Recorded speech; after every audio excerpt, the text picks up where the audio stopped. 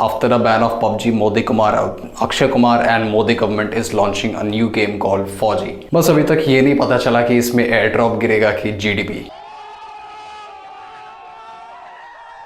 Recently, India's GDP displayed a vast downfall of 23.99%, almost the lowest after the year 1996. Is this actually because of COVID-19 या फिर इसमें भी मोदी जी का ही हाथ है?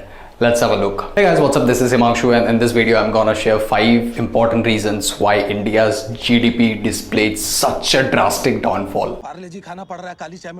Okay, so before I even get to those 5 reasons why India's GDP showed such a drastic downfall, let me just state that I am not an economist, I am not a politician.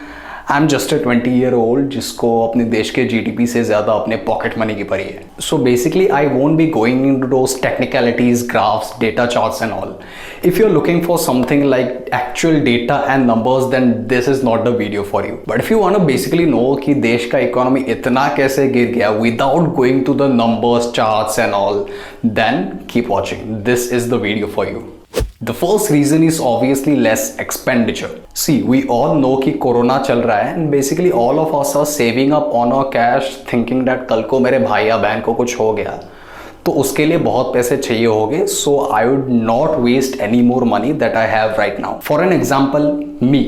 पिछले 6 महीने में मैंने एक चड्डी तक नहीं खरीदा. Now you might be thinking कि बात तो सही है, कोई खर्चा कर तो नहीं रहा है, लेकिन देश का इकोनॉमी एक्चुअली गया कैसे नीचे. Let me explain. मेरा एक चड्डी आता है 400 रुपए का, उसका 300 रुपए जाता है कंपनी को, लेकिन जो बाकी का 100 रुपए है that goes to the government as tax, as income tax. So now what's happening, कोई बंदा अगर किसी सरकारी ऑफिस में या फिर सरकारी स्कूल में काम कर रहा है, maybe as a teacher, तो उसका मंथली सैलरी होता है सपोज 1 लाख रुपीज. तो गवर्नमेंट उसको 1 लाख रुपए अपने टैक्स फंड्स में से दे तो रहा है, बट उस टैक्स फंड में कोई पैसा भर नहीं रहा है, क्योंकि मास्टर जी तो 4 महीने से बिना चड्डी के ही घूम रहे हैं. Number 2 is downfall of businesses.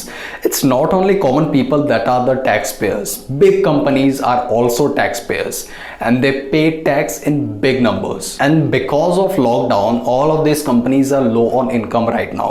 So basically low income means low income tax. Especially industries like tourism, hotels, manufacturers, airlines and all. Basically these businesses are the major taxpayers in Indian economy. And now since no one is staying at Radisson Blu or no one is flying through SpiceJet, these companies are very low on income and low income means low income tax. हाँ, विजय माल्या का बात अलग है, वो पहले ही पैसा चुरा के अपने ही प्लेन में भाग गया और उसका टैक्स हम लोग आज तक पे कर रहे हैं. भोसड़ी बात. Number 3 is bad decisions by government. On the month of March, PM Modi announced a nationwide lockdown because of COVID-19. But after that complete lockdown was lifted, things started opening up slowly and steadily. There were partial lockdowns in all over India. Everything was going fine. Lifting of lockdown means people going outside, opening of shops, factories, industries, the owners of which were the potential taxpayers. But the problem happened when central government decided the partial lockdown all over India. जबकि करना ये चाहिए था कि the government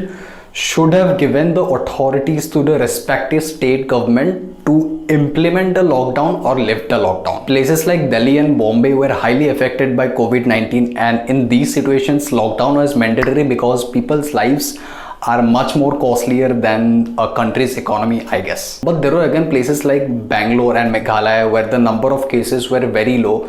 So what the government could have done is they could have lifted the lockdown in these low affected areas and at least retrieved the economy through these places. So basically country-wise lockdown imposement was a very bad decision by the government. Number 4 is US-China trade war. Okay, so in 2018, United States and China had a very big trade war.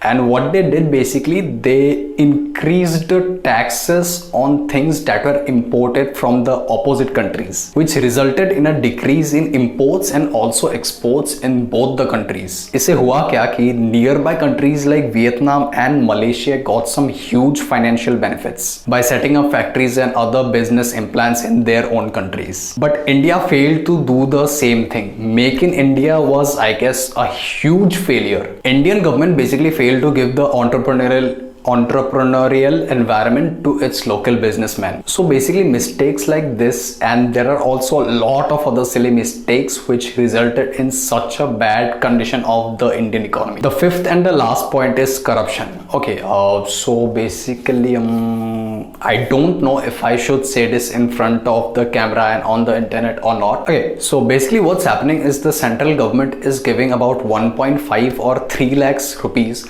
per corona case to each of the respective states of India, and the state government sends a report of the daily number of cases to the central government. So basically what the state government is doing is they're making up false cases.